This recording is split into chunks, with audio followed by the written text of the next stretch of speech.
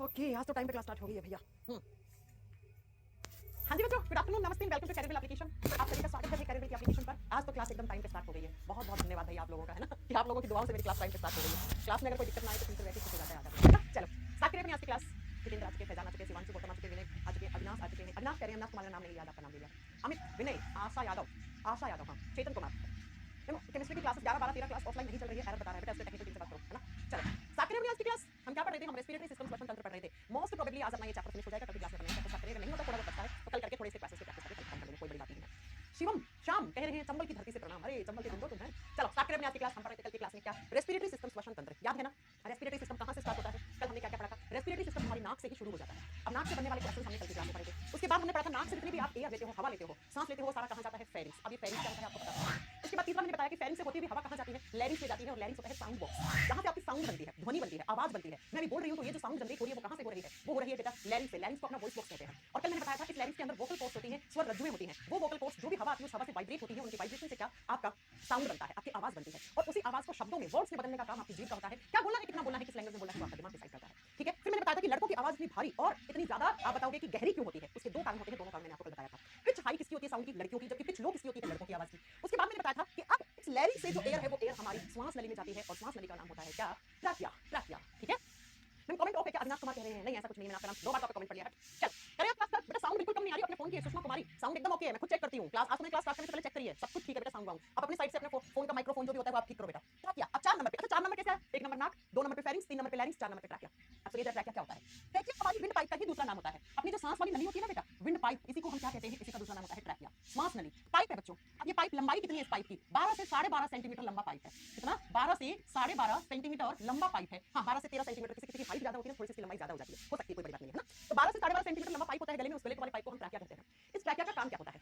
ये क्या करता है? जितनी भी हवा पीछे से आई है, एयर आई है, अभी हम ऑक्सीजन की बात नहीं कर रहे हैं, हम सिर्फ हवा की बात कर रहे हैं, अभी तक हवा ही आई है ना। तो ये हवा जो है, इस हवा को कहां पे ट्रांसफर करना? लंग्स में ट्रांसफर करना, फेफड़ों में ट्रांसफर करना। ट्रैकिया का काम क्या होता है? हवा को कहां पर भेजना? लंग्स में भेजना, फेफड़ों में भेजना। देखिए आप इस फोटो में, इस फोटो से आपको समझ में आएगा कि ये जो आपका ट्रैकिया है, ये रही ट्रैकिया, ये देख रहे हो, ये ट्रैकिया होती है। और फेफड़े तो दो होते हैं, और दोनों फेफड़ों को हवा चाहिए होती है, दोनों फेफड़ों को एयर चाहिए होती है। तो क्या होता है? ये ट्रैकिया ऐसे आता है, फिर आगे चल के ऐसे डिवाइड हो जाता है, इसका डिवीजन हो जाता है, इसका विभाजन हो जाता है। क्यों? क्योंकि दोनों लंग्स को एयर चाहिए ना। तो क्या होता है कि इस तरीके से ट्रैकिया आगे चलकर ऐसे, तो आधी एयर आपके इस फेफड़े में गई, आधी इस फेफड़े में गई। बात समझ में आई मेरी? जी हाँ मैम। और ये जब ट्रैकिया डिवाइड होती है तो इसके कुछ नाम होते हैं, वो हम आपको पढ़ाएंगे अभी। सुनो क्या होता है। ये जो ट्रैकिया है ना, इस फोटो में देखो आप, इसमें आप देखोगे इस ट्रैकिया के ऊपर इस तरीके के सी आकार के छल्ले से बने हैं, बने हैं ना। हाँ जी मैम। पता है ये छल्ले क्या होते हैं? ये एक कार्टिलेज के बनी हुई स्ट्रक्चर होती है। कार्टिलेज का मतलब होता है लचीला, जैसे आपका ये बाहरी कान है, ये कार्टिलेज है। ये नाक की टिप, ये कार्टिलेज है। ये क्या काम करते हैं? ये ट्रैकिया को पकड़ के रखते हैं, ट्रैकिया को स्ट्रेंथ देते हैं, मजबूती देते हैं। आप ये सोचिए कि अगर किसी दिन बहुत ज्यादा प्रेशर से हवा आ जाए, सोचिए किसी दिन अगर बहुत ज्यादा प्रेशर से हवा आ जाए तो ये आपका पाइप तो फट सकता है, आपका विंड पाइप फट सकता है। तो इस विंड पाइप को फटने से बचाने का काम कौन करता है? तो हमारी श्वास नली के ऊपर ऐसे सी आकार के छल्ले लगे हुए होते हैं, और इन्हीं रिंग जैसी स्ट्रक्चर होती है ऐसी, और इन्हीं स्ट्रक्चर को हम कार्टिलेज कहते हैं, उपास्थि कहते हैं। अच्छा कौन सी कार्टिलेज? हाइलीन कार्टिलेज कहते हैं। तो आपको ऐसे बनाना है जैसे मैं बता रही हूं वैसे, कि हमारी ट्रैकिया के ऊपर ये आपका ट्रैकिया विंड पाइप है, और इसके ऊपर ऐसी सी आकार की या रिंग जैसी शेप में ऐसे छल्ले जैसे आकार की क्या पाई जाती है? कार्टिलेज। और ये स्ट्रक्चर कौन सी कार्टिलेज की बनी हुई होती है? हाइलीन कार्टिलेज की बनी हुई होती है। और लिख लेना, ये हाइलीन कार्टिलेज क्या करती है? ट्रैकिया को मजबूती देके रखती है। अगर किसी दिन अचानक से बहुत ज्यादा दाब के साथ हवा आ जाए तो ये ट्रैकिया फटे ना, है ना। तो क्या करती है ये लिखना, हाइलीन उपास्थि की कुछ संरचनाएं हमारी किसके ऊपर पाई जाती है? ट्रैकिया के ऊपर, विंड पाइप के ऊपर। और कैसी होती है ये सी शेप में होती है, लिख देना। या इनको कभी कभी बोलते हैं रिंग्स। रिंग्स का मतलब होता है छल्ले, ऐसे कार्टिलेज की बनी हुई हाइलीन कार्टिलेज नाम है ये कार्टिलेज का। जैसे हड्डियों के नाम होते हैं वैसे कार्टिलेज के भी नाम होते हैं, तो ये नाम है। ये क्या काम करती है? ये हमारे विंड पाइप को मजबूती देती है, ताकि कभी किसी से ट्रैकिया से आवाज आती है, ट्रैकिया से क्यों आवाज आएगी? आवाज तो लैरिंक्स से आएगी। ये ना कभी क्लास नहीं करी थी आपने, ठीक है बच्चों। तो ये आपसे एग्जाम में क्वेश्चन कैसे पूछेगा? कौन सी उपास्थि या हमारी श्वास नली के ऊपर सी आकार की या छल्ले के आकार की, रिंग्स के आकार की स्ट्रक्चर पाई जाती है, उसको क्या कहते हैं? वो एक उपास्थि होती है, कार्टिलेज होती है, और कार्टिलेज कौन सी? Hyaline cartilage. ठीक है बच्चों। तो ये होगी ट्रैकिया। ट्रैकिया की लंबाई पता लगी, ट्रैकिया का काम क्या करते हैं। अब मैंने कहा दो फेफड़े होते हैं हम लोगों में, तो ये ट्रैकिया दोनों फेफड़ों में जाके ऐसे डिवाइड हो जाती है, इसका विभाजन हो जाता है। अब कैसे डिवाइड होती है वो सुनो ध्यान से। पहले मैं आपको फोटो दिखाती हूँ, फोटो में समझिए आप, है ना। फोटो में समझोगे तो बहुत अच्छे से आपको समझ में आएगा। ये वाला फोटो में जूम करके आपको दिखाती हूँ, है ना। कहाँ पे गया, कहाँ पे गया ये वाला? या फिर और अच्छे से मैं जूम करना चाहूँ तो ये वाला दिखाऊँ आपको, या ये वाला दिखाऊँ? नहीं, ये भी नहीं, ये वाला, यस ये वाला दिखा सकती हूँ आपको जूम करके। देखो मैं इसको प्रॉपर जूम कर रही हूँ, आपको चीजें समझाना चाहती हूँ, ध्यान से समझना बच्चों। देखो ये आपका ट्रैकिया, हाँ जी मैम, ये ट्रैकिया ऐसे ट्रैकिया आ रही थी, जी हाँ मैम। तो ये ट्रैकिया दोनों फेफड़ों में जाके क्या हो गया? इसका डिवीजन हो गया, इसका विभाजन हो गया। अब ट्रैकिया आगे चलकर पतले, देखो यहाँ तक तो ये पाइप मोटा था, ये विंड पाइप मोटा था। अब ये आगे चलकर ऐसे पतले पतले पाइप में डिवाइड हो जाता है। देखो ये पतला पाइप, ये पतला पाइप, देख पा रहे हो? ये पतला पाइप जहाँ मेरा पेन है वहाँ पे, ये पतला पाइप, ये पतला पाइप, जी हाँ मैम। और यही ट्रैकिया जब पहली बार हमारे फेफड़े में एंटर करते ही डिवाइड होती है तो इसको क्या कहा जाता है? इसको ब्रोंकाई कहा जाता है। जब ट्रैकिया पहली बार डिवाइड होती है ऐसे पतले पतले पाइप में तो इनको क्या कहा जाता है? इनको ब्रोंकाई कहा जाता है बच्चों। ब्रोंकाई, ब्रोंकाई क्या है? ट्रैकिया का पहला विभाजन है। ट्रैकिया यानी विंड पाइप जब पतली पतली शाखाओं में बंट गया फेफड़े में जाते ही तो उसको क्या कहते हैं? उसको ब्रोंकाई कहते हैं, ठीक है। अब ये ब्रोंकाई आगे चलकर और पतला बन रहा है, देखो जहां लाल कलर का पेन चल रहा है वहां देखना, आगे चलकर देखो और पतली पतली पाइप, और पतली पतली जाएगी ऐसे ऐसे, ये देखो बहुत पतली पतली ब्रांचेस में डिवाइड होगी। और इन ब्रांचेस को बोलते हैं ब्रोंक्यूल्स। ये लिखा हुआ ना ब्रोंक्यूल्स, क्या बोलते हैं इसको? देखो ऊपर वाले को क्या बोलते हैं? ब्रोंकाई या ब्रोंकस बोल रहे थे। उसके बाद ट्रैकिया दूसरी बार आगे चलकर डिवाइड हो गई। देखो पहली बार तो ऐसे डिवाइड हुई है ना, अब दूसरी बार और पतला जाके डिवाइड होगी, तो उसे बोलते हैं ब्रोंक्यूल्स। और लास्ट में जाके ये जो ट्रैकिया की जो शाखाएं है ना, जैसे पेड़ की शाखाएं होती है, पेड़ का तना होता है, तने से जस्ट मोटी सी एक टहनी निकलती है ना, फिर पतली पतली टहनियां निकलती हैं और बाद में उन टहनियों पे क्या लगे हुए होते हैं? उन टहनियों पे पेड़ के पत्ते लगे हुए होते हैं। ठीक है, ऐसे समझो कि ये आपकी एक मोटी सी टहनी है, अब पतली पतली टहनियों में जाके पतली पतली ब्रांच में जाके डिवाइड हो गया, उसको ब्रोंकस या ब्रोंकाई कहा। बाद में ट्रैकिया और छोटे पाइप में जाके डिवाइड हो गया, तो उसको ब्रोंक्यूल्स कहा। आई बात समझ में? और लास्ट में जो ट्रैकिया है ना, पता है ये कैसे स्ट्रक्चर में जाके डिवाइड हो जाती है? इस वाली फोटो में समझना, ये वाली फोटो, ये वाली देखो, लास्ट में जाके ट्रैकिया ऐसे देखो, ये देखो गुब्बारे जैसी स्ट्रक्चर में जाके कन्वर्ट हो जाती है, अंगूर के गुच्छे जैसी स्ट्रक्चर बनाती है। जैसे अंगूर का एक गुच्छा होता है, उस गुच्छे में बहुत सारे अंगूर रखे होते हैं, ठीक है, ऐसे लास्ट में जाके ट्रैकिया ऐसी सेट जैसी कूप जैसी स्ट्रक्चर में डिवाइड हो जाती है, और इन्हें बोलते हैं एल्वेलाई। इन्हें बोलते हैं एल्वेलाई या कूपिका, कूप जैसी स्ट्रक्चर होती है। और पता है इन्हीं को कहा जाता है सेल ऑफ लंग। ये हमारे फेफड़े की कोशिकाएं होती हैं। यही क्या है? यही आपकी फेफड़े की कोशिकाएं होती है बच्चों। तो चलो पहले लिखते हैं, फिर आगे चलकर इसके क्वेश्चन बताएंगे आपको। क्वेश्चन कैसे आएगा सुनो। ट्रैकिया का प्राइमरी डिवीजन क्या कहलाता है? पहला क्वेश्चन आता है प्राइमरी का मतलब क्या होता है? प्राथमिक। पहला ट्रैकिया पहली बार डिवाइड हुई तो उसको बोलते हैं प्राइमरी डिवीजन ऑफ ट्रैकिया। अब मैं ये नहीं बताऊंगी कि ट्रैकिया विंड पाइप को बोलते हैं, है ना, ये आपको समझना पड़ेगा। श्वास नली का पहला विभाजन या ट्रैकिया का प्रथम विभाजन, बात ये है, ठीक है। श्वास नली का प्रथम विभाजन ब्रोंकस या ब्रोंकाई, दोनों नाम सही है बेटा। क्या कहलाता है? एरो लगा के लिख देना, ब्रोंकाई कहलाता है। एग्जाम में क्वेश्चन आते हैं बेटा, या इनका नाम होता है ब्रोंकस, इसी को बोलते हैं ब्रोंकस। हिंदी में सेम नाम है बेटा, ब्रोंकस कहेंगे या हम इनको ब्रोंकाई कहेंगे, या हम इनको ब्रोंकाई कहेंगे। एक बीमारी होती है, आप सुना आपने, शाहरुख खान को एक बीमारी है। शाहरुख खान बहुत ज्यादा सिगरेट पीते हैं, अब मुझे नहीं पता लेकिन पहले पीते थे, तो उनको ब्रोंकाइटिस होती है। जो लोग सिगरेट ज्यादा पीते हैं, बहुत सालों से पी रहे हैं, उनको पता है उनको क्या हो जाता है? उनको ब्रोंकाइटिस डिजीज हो जाती है। क्या होता है ब्रोंकाइटिस? आगे पढ़ाएंगे आपको। दूसरा लिखो secondary division of trachea. Secondary का मतलब क्या होता है? श्वास नली का दूसरा विभाजन। श्वास नली का दूसरा विभाजन क्या कहलाएगा? क्या नाम दोगे? जब ट्रैकिया और जाके पतली पतली ब्रांचेस में, पतली पतली शाखाओं में बढ़ जाती है, तो इसको कहा जाता है ब्रोंक्यूल्स। क्या कहा जाता है बच्चों? ब्रोंक्यूल्स कहा जाता है, ब्रोंक्यूल्स। ये लो, अब लास्ट में ट्रैकिया का जब थर्ड डिवीजन होता है या टर्सरी डिवीजन होता है, थर्ड लिख दो या टर्सरी डिवीजन लिख दो, तीसरा विभाजन होता है, आखिर में जाके जब ट्रैकिया लास्ट में डिवाइड होती है, तो बच्चों वो क्या करती है? वो अंगूर जैसी स्ट्रक्चर में कन्वर्ट हो जाती है, और उस अंगूर जैसी स्ट्रक्चर को बोलते हैं एल्वेलाई। उसे क्या कहते हैं? कूपिका कहते हैं, उसे हम कूपिका कहते हैं। आई मेरी बात समझ में? एग्जाम में कैसे क्वेश्चन पूछेगा? सिंपल सा पूछेगा कि जब ट्रैकिया पहली बार डिवाइड होती है तो उसको नाम कहते हैं ब्रोंकाई या ब्रोंकस, ब्रोंकस। ट्रैकिया दूसरी बार डिवाइड होती है तो ब्रोंक्यूल्स कहते हैं, और ट्रैकिया जब लास्ट में जाकर ट्रैकिया का अंतिम विभाजन एल्वेलाई कहलाता है, कूपिका कहलाता है बच्चों। क्या कहलाता है? कूपिका कहलाता है। आगे बात समझ में? जी हाँ मैम। तो ऐसे आपके फेफड़ों में हवा पहुंची। सुनिए कैसे पहुंची आपके फेफड़ों में हवा, बहुत ध्यान से समझना। ऐसे ट्रैकिया से एयर आ रही थी, एयर आ रही थी, एयर गई गई गई गई, ऐसे करके देखो, ये ब्रोंकस में गई, ब्रोंकस से कहां गई? ये पतली पतली ब्रोंक्यूल्स में गई, ब्रोंक्यूल्स से ये लास्ट में जाके ये जो गुब्बारे जैसी, जैसे गुब्बारा है, गुब्बारे में हवा भर देते हो तो वो फूल जाता है, ठीक ऐसे ये हवा ऐसे आ गई आपके फेफड़ों में, ऐसे जाकर फेफड़ों के अंदर हवा भर गई। और फेफड़े की कहां पर हवा आ गई? आखिरी हिस्सा क्या कहलाता है? जो डिवीजन है इसका ट्रैकिया का, उसको एल्वेलाई कहा जाता है। अरे जैसे आपने सुना होगा ब्रेन की सेल्स को न्यूरॉन कहते हैं, किडनी गुर्दे की सेल्स को नेफ्रॉन कहते हैं, ब्लड की सेल्स को, खून की कोशिकाओं को आरबीसी डब्ल्यूबीसी प्लेटलेट्स कहते हैं, वैसे फेफड़े की कोशिका को क्या कहते हैं? और सुनो मजे की बात, जब कोरोना आ रहा था, कोरोना आया था, तो लोगों ने, आपने सुना होगा कि कोरोना अगर बिगड़ गया था किसी इंसान को तो उसके फेफड़े खराब हो गए, लेकिन आपको इतना डिटेल में नहीं पता कि फेफड़ों में भी कहां पे जाके कोरोना इंफेक्शन कर रहा है। तो फेफड़ों में इन एल्वेलाई के अंदर जाके फेफड़ा इंफेक्शन का कोरोना वायरस इंफेक्शन कर रहा था। एक बीमारी थी निमोनिया। जब बिगड़ जाता है तो खतरनाक बीमारी कितनी होती है? निमोनिया अगर बिगड़ गया तो 90% इंसान की डेथ होती है। वो निमोनिया जब होता है ना, वो निमोनिया भी यही पे आके इंफेक्शन करता है, आगे जाके इंफेक्शन करता है। सब बताऊंगा।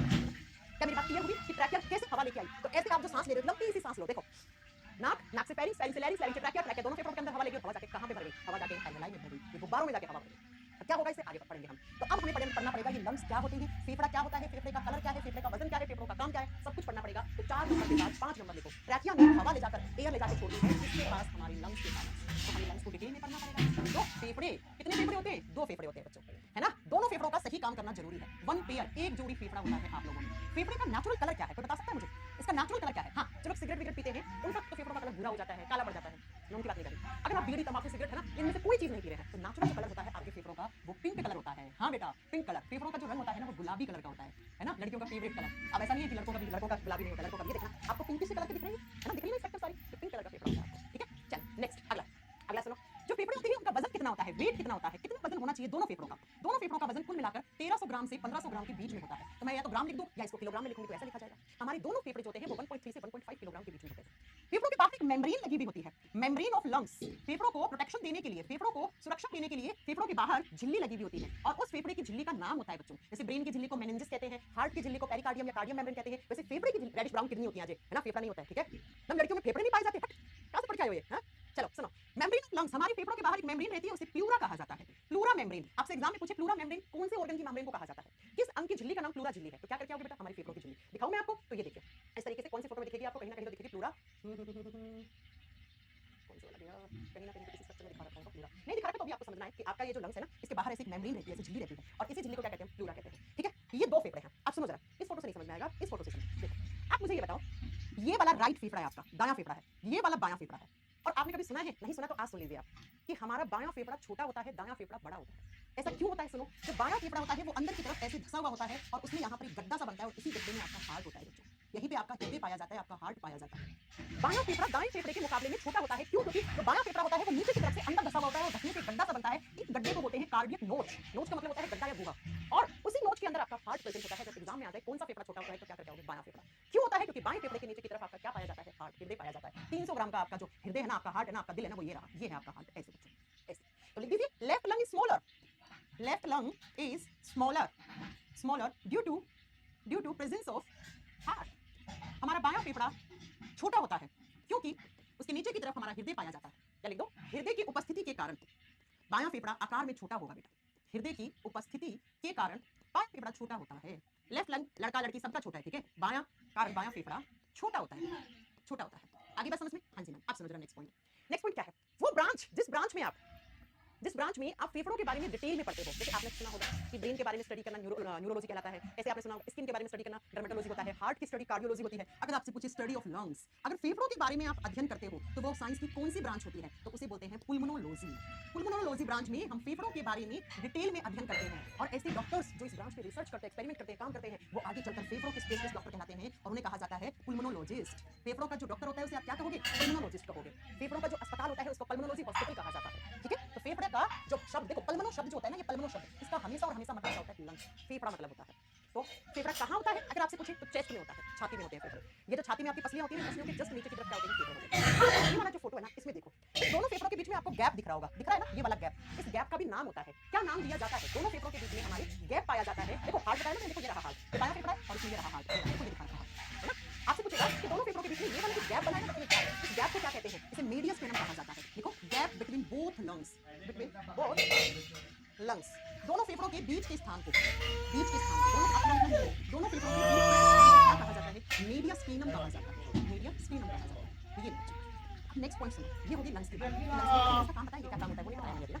अगला, अगर मैं आपसे पूछूं कि फेफड़ों के सेल्स को क्या कहते हैं? Cells of lungs. फेफड़े के अंदर जो अंगूर जैसे स्ट्रक्चर है उनको हम क्या बोलेंगे? उन्हें हम बोलते हैं सेल्स ऑफ लंग्स। फेफड़ों की कोशिकाओं का नाम क्या है? देखो फेफड़े के अंदर जो छोटी छोटी सेल हैं उन्हें क्या कहा जाता है? फेफड़ों की कोशिका को कहा क्या जाता है? अगर देखो लंग्स क्या है? ऑर्गन है। ऑर्गन किससे बनते हैं? मैंने आपको बहुत पहले से पढ़ाया है। ऑर्गन हमेशा और हमेशा किससे बनते हैं बेटा? आपके सेल से बनते हैं। तो हमारे जो लंग्स के अंदर सेल होती है उसको हम क्या कहते हैं? उसको हम एल्वेलाई कहते हैं। एल्वेओली या एल्वेलाई, हिंदी में एल्वेओली भी लिखा जाता है और हिंदी में इसको कभी कभी कूपिका भी कहा जाता है। क्या कहा जाता है इसे? कूपिका भी कहा जाता है। दोनों नाम कूप जैसी, ऐसी कूप होती है ना बेटा तेल भरने वाली, ऐसी स्ट्रक्चर होती है, ऐसी स्ट्रक्चर होती है हमारी लंग्स में, ऐसी ब्रांचेज है बटी हुई ऐसी। और इसी को हम क्या कहते हैं? इसी को हम एल्वेलाई कहते हैं। अंगूर के गुच्छे पे जैसे बहुत सारे अंगूर होते हैं वैसे ही ठीक हमारे फेफड़े के अंदर अंगूर जैसी स्ट्रक्चर होती है, उनके एल्वेलाई कहा जाता है, उन्हें कूपिका कहा जाता है।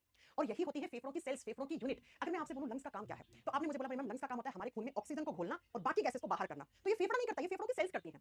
जो भी जिस ऑर्गन का जो काम होता है ना वो काम ऑर्गन नहीं उसकी सेल्स करती हैं। तो बच्चों आपके दिमाग में एक क्वेश्चन आना चाहिए था मैम कितनी सेल्स होती हैं? तो एक फेफड़े में 1 लाख एल्वेओलाई होती है। 1 लाख एल्वेलाई पर लंग है ना। एक फेफड़े के अंदर आप बताओगे बेटा 1 लाख एल्वेलाई पाई जाती है।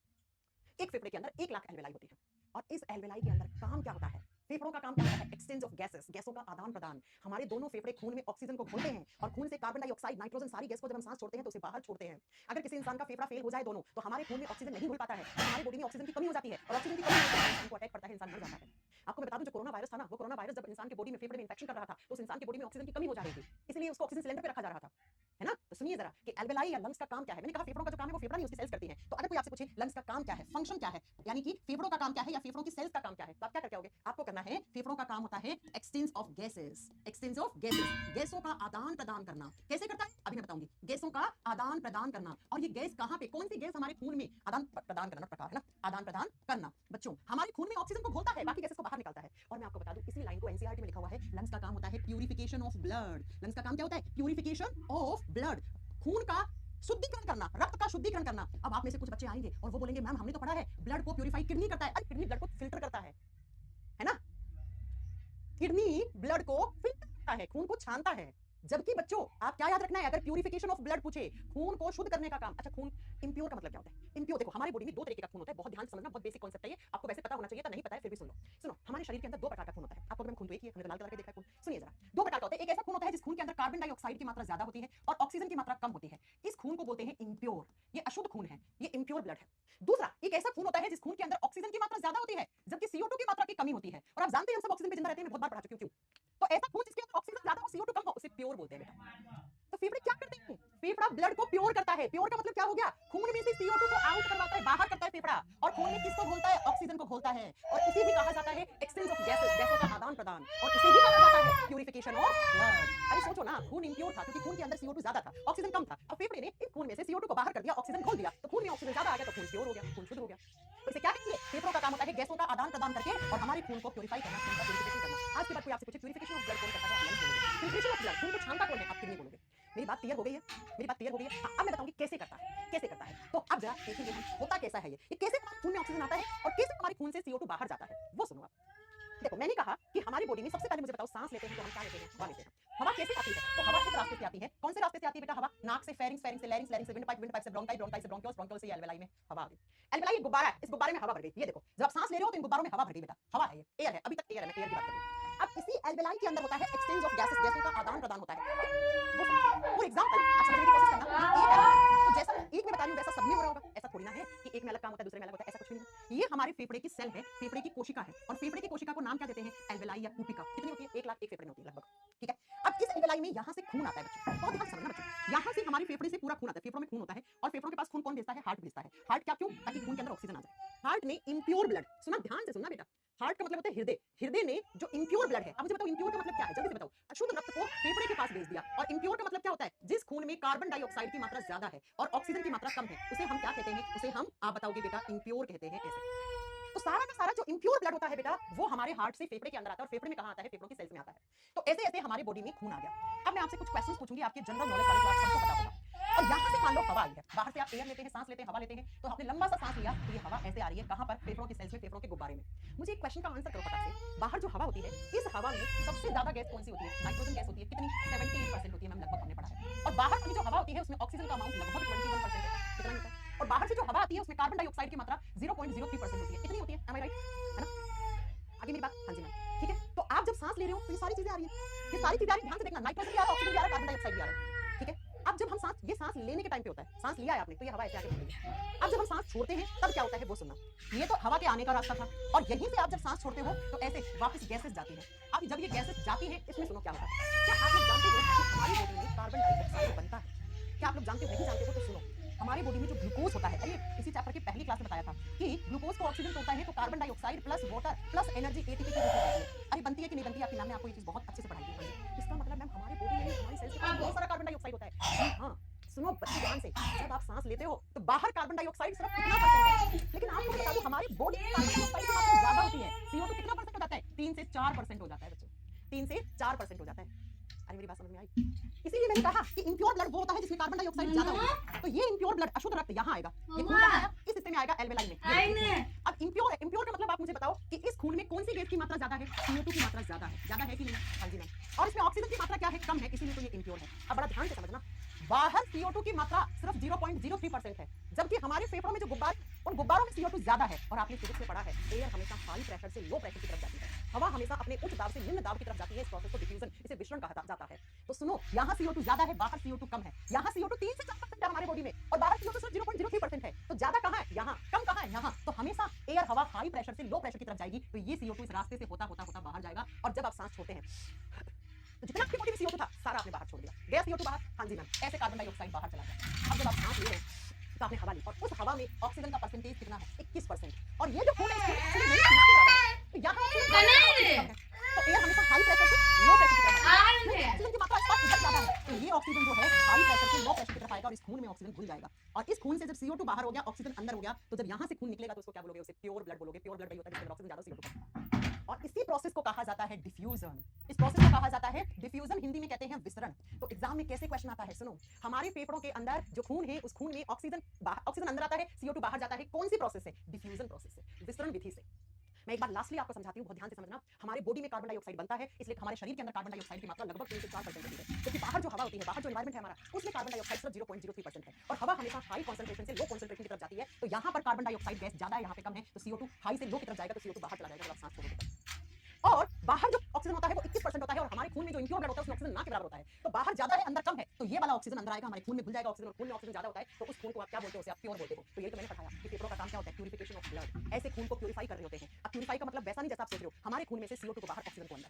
अब मैं इसको और अच्छे से आपको पढ़ाती हूँ, सुनो। जब देखो ब्रीदिंग करते हैं, ब्रीदिंग का मतलब होता है सांस लेना, बहुत ध्यान से समझना। ब्रीदिंग का मतलब होता है सांस लेना। अब ब्रीदिंग में आप पहले क्या करते हैं, सांस लेते हैं, तो सांस लेने का मतलब क्या होता है, इनहेलेशन। इनहेलेशन का मतलब होता है सांस अंदर लेना, सांस को एक लंबी सी सांस अंदर आना, इनहेलेशन कहलाता है। और जब आप सांस बाहर छोड़ते हो इसको एक्सेल करना या एक्सेलेशन कहा जाता है। एक्सेलेशन का मतलब होता है सांस बाहर जाना, श्वास का बाहर जाना, ठीक है। अब क्या होता है, बहुत ध्यान से, यहाँ से क्वेश्चन आएगा एग्जाम में, और मैं आपसे एक क्वेश्चन पूछूंगी कि जब आप फूंक मारते हो, है ना, तो आग क्यों नहीं बुझती है। मैं सारे आपसे क्वेश्चन पूछूंगी, बहुत अच्छा। जब आप सांस लेते हो तो क्या होता है, सांस लेने से आपको याद रखना है, जब सांस लेते हो उसमें नाइट्रोजन का परसेंटेज 78% होता है। जब आप सांस लेते हो उसमें कार्बन डाइऑक्साइड सिर्फ 0.03% होता है। जब आप सांस लेते हो तो उसमें ऑक्सीजन लगभग 21% होता है। लेकिन बच्चों जब हम सांस छोड़ते हैं तो नाइट्रोजन 78% ही होती है। सुनो, नाइट्रोजन हमारे खून में बिल्कुल नहीं घुलती, 0.0000% भी नहीं घुलती। तो एग्जाम में पता है क्या पूछता है, वो कौन सी केस है जिसका परसेंटेज सांस लेते समय और सांस छोड़ते समय हमेशा बराबर रहता है, तो भैया वो नाइट्रोजन है। Nitrogen is non soluble gas in human blood. Nitrogen हमारे बॉडी में बिल्कुल भी नहीं घुलता है, जितना आता है उतना वापस जाता है जब सांस छोड़ते हो आप। कोई काम नहीं है इसका, ठीक है। हिमांशु पूछ रहे थे, हिमांशु आंसर मिल गया। जब आप सांस छोड़ते हो तो उसमें कार्बन डाइऑक्साइड का परसेंट कितना हो जाता है, 3 से 4% हो जाता है। और सुनो, जब आप सांस छोड़ते हो तो उसमें ऑक्सीजन की मात्रा पता है कितनी हो जाती है, 16%। Most repeated question from this chapter. Ma'am हमने सांस लिया तब तो हमने 21% ऑक्सीजन लिया, जब हमने सांस छोड़ा तो हमने 16% ही ऑक्सीजन छोड़ा। क्यों मैम, बाकी का 4% कहाँ गया, तो लगभग 3 से 4% या 4 से 5% भी होता है कभी कभी, ठीक है। ये जो 4 से 5% या 3 से 4% जो आपने ऑक्सीजन का डिफरेंस आया है ना, ये हमारी सेल्स ने कंज्यूम कर ली है, ये हमारी बॉडी के अंदर ही रह गई है। तो एग्जाम में पूछता है कि हम कितने परसेंट ऑक्सीजन से काम चला लेते हैं, हम 3 से 4% या 4 से 5% ऑक्सीजन हमारी बॉडी के अंदर रह जाती है, हमारे टिश्यूज में, हमारे सेल्स में रह जाती है, फेफड़ों के अंदर जो खून है उसके अंदर घुल जाती है इतनी ऑक्सीजन। तो आपको क्या याद रखना है बेटा, आपको फैजान करें तो फिर मैं नाइट्रोजन का बेनिफिट क्या है, मैंने कब पढ़ा है नाइट्रोजन का बेनिफिट है भाई, हवा में है तो लेनी पड़ेगी फैजान। तुम एक काम करो, फिल्टर खरीद के लाओ, ऐसे फिल्टर बनाओ, पहले ऐसे बने नहीं आज तक, लेकिन आप एक फिल्टर बना लो, जो फिल्टर सिर्फ और सिर्फ क्या करता है बेटा, आपकी ऑक्सीजन को फिल्टर करके आपकी नाक में भेज दे। तुम लगा दो अपने, जहां चलोगे अपने साथ ही फिल्टर लेके चलना। हाँ, कैसी बेइज्जती बातें करते हो, ठीक है। तो बच्चों जब हम सांस लेते हैं तो उस सांस में कार्बन डाइऑक्साइड कम होता है, और जब आप सांस छोड़ते हैं तो उसमें कार्बन डाइऑक्साइड ज्यादा हो जाता है। क्यों, क्योंकि मैम हमारे शरीर में भी तो कार्बन डाइऑक्साइड बनता है, उसे भी तो बाहर निकालना पड़ेगा। कैसे बनता है, तो ये देखो, बताया था ना भी कैसे बनता है, ग्लूकोज को टूटने से, ये देखो ऐसे, ये बन रहा है ना कार्बन डाइऑक्साइड। इसीलिए सांस लेते समय कार्बन डाइऑक्साइड ज्यादा हो जाता है, ठीक है। दूसरा सुनो, जब हम सांस लेते हैं तो उसमें ऑक्सीजन जो है वो 21% होता है, लेकिन जब हम सांस छोड़ते हैं तो ऑक्सीजन की मात्रा कमी आ जाती है। कितना परसेंट बचता है, लगभग 16%। इसका मतलब मैम जो 4-5%, 16-17% हो सकता है, लेकिन बुक्स में एनसीईआरटी में 16% लिखा है, तो मैं 16% ही आपको बता रही हूँ, ठीक है बेटा। तो ये वाला ऑक्सीजन हमारी बॉडी में रह गया, इसका मतलब हमें जिंदा रहने के लिए सिर्फ 3 से 4% ऑक्सीजन चाहिए। जी हाँ, जी हाँ, बिल्कुल सही बात है, इतना ही ऑक्सीजन चाहिए। क्या मेरा पॉइंट क्लियर हुआ। तो इस तरीके से बच्चों हमारे फेफड़े के अंदर ऑक्सीजन आ जाती है, और फेफड़ों के अंदर कहाँ, फेफड़ों की सेल के पास देखो, 1 2 3 ऐसे करके एक फेफड़े में कितनी सेल्स है, 1 लाख सेल्स हैं बच्चों एक फेफड़े के अंदर। तो प्यारे बच्चों ऐसे हमारे फेफड़ों के अंदर ऑक्सीजन जाती है। तो एक बार लंबी सी सांस लो, सब कुछ याद करो। मैंने सांस ली है तो हवा ही है, हवा में नाइट्रोजन, कार्बन डाइऑक्साइड, ऑक्सीजन सब है। ऑक्सीजन 21% है, लेकिन इसमें से 4-5% ऑक्सीजन मेरे फेफड़ों में रख लिया। सांस छोड़ोगे तो कार्बन डाइऑक्साइड 3 से 4% हो जाती है, नाइट्रोजन एज इट इज वापस चली, क्योंकि नाइट्रोजन का कोई काम नहीं है। अब हमारे हवा में है तो भैया आएगी ना, तो तुम फिल्टर लगा लो, तो नाइट्रोजन को फिल्टर, आप ऐसे फिल्टर लाओ तो नाइट्रोजन को छान के बाहर कर दे, आपके नाक में जा ही ना दे, है ना। तो इस तरीके से क्या होता है बेटा, इस तरीके से आप बताओगे, आप कहोगे कि हमारा जो रेस्ट, हमारे लंग्स के पास क्या आ जाती है, पूरी की पूरी हवा आ जाती है। जब एक एल्वेलाई में ऐसे हो रहा है तो सारी की सारी एल्वेलाई में ऐसे होता है। जी हाँ, अब सुनो, कोरोना वायरस पता है यहाँ आ रहा था, कहाँ से आ रहा था, नाक से। वायरस कहाँ से, नाक मुंह से कहीं से भी आ रहा था, कोरोना वायरस आ रहा था, है ना। इससे तो हम मास्क लगा करते थे, तो कोरोना वायरस मान लो आपके नाक से आ गया, तो नाक से कहाँ जाएगा, फैरिंग से जाएगा, लैरिंग से जाएगा, विंड पाइप से होता कोरोना वायरस यहाँ आ गया था, यहाँ पहुंच गया था। ये इतना डेंजर सा कोरोना है, ये कोरोना है बेटा, ये वाला, है ना। और पता है क्या कर रहा था, कि इस फेफड़े की एल्वेलाई के अंदर इन्फेक्शन कर रहा था, यहाँ पर अपनी फोटोकॉपी बना रहा था और इसको संक्रमित कर रहा था, और इस एल्वेलाई के अंदर जो खून है ना, इस खून के अंदर इन्फेक्शन कर रहा था। अब सोचिए जब कोरोना यहाँ आके बैठ गया, है ना, तो धीरे धीरे इस पेशेंट के अंदर, इस मरीज के अंदर कौन सी प्रोसेस नहीं होगी, डिफ्यूजन की नहीं होगी, और डिफ्यूजन की नहीं होगी तो इस पेशेंट के शरीर में धीरे धीरे किसकी कमी होने लग जाएगी, ऑक्सीजन की, क्योंकि भैया इसी प्रोसेस से तो ऑक्सीजन आता है खून में।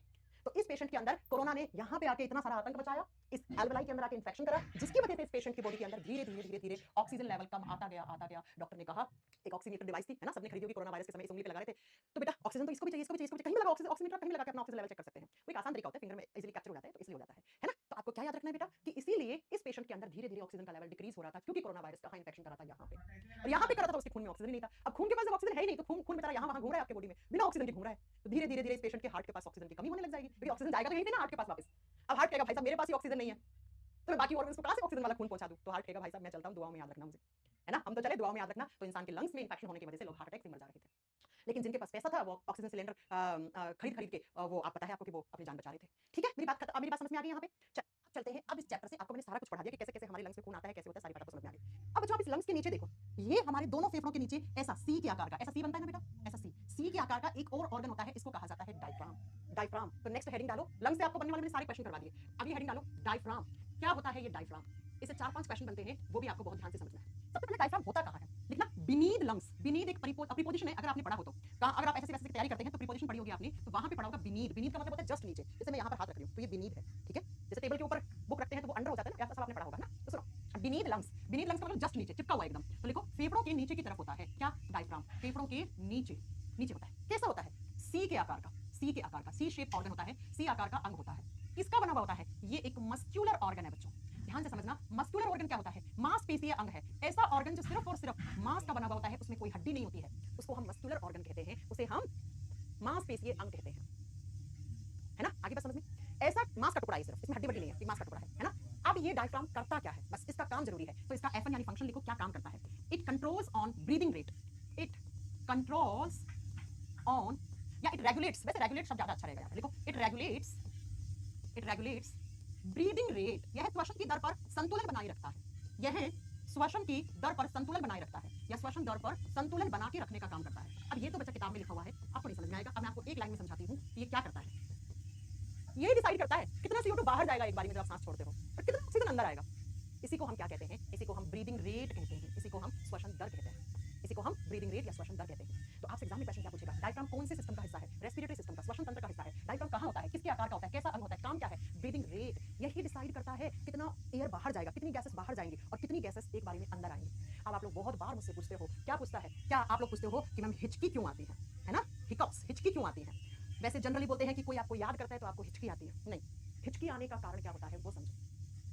हिचकी आने का कारण होता है आपके फेफड़ों के अंदर कार्बन डाइऑक्साइड ज्यादा हो गई है, CO2 कम हो गई है कुछ देर के लिए, इसलिए आपको हिचकी आती है। अगर आपको हिचकी आ रही है, आप उठो, लंबी लंबी सांसें लो और थोड़ी सी वॉक कर लो 5 मिनट की, हिचकी आना बंद हो जाएंगी बेटा, हिचकी आना बंद हो जाएंगी। हिचकी आती है जब इस डायफ्राम के पास ऑक्सीजन की कमी हो जाती है और CO2 ज्यादा हो जाती है, तो आपको हिचकी आती है। कभी भी करके देखना, जब आपको हिचकी आए तो लंबी लंबी सांसें लेना और उस सांस को थोड़ी देर रोक के रखना, है ना।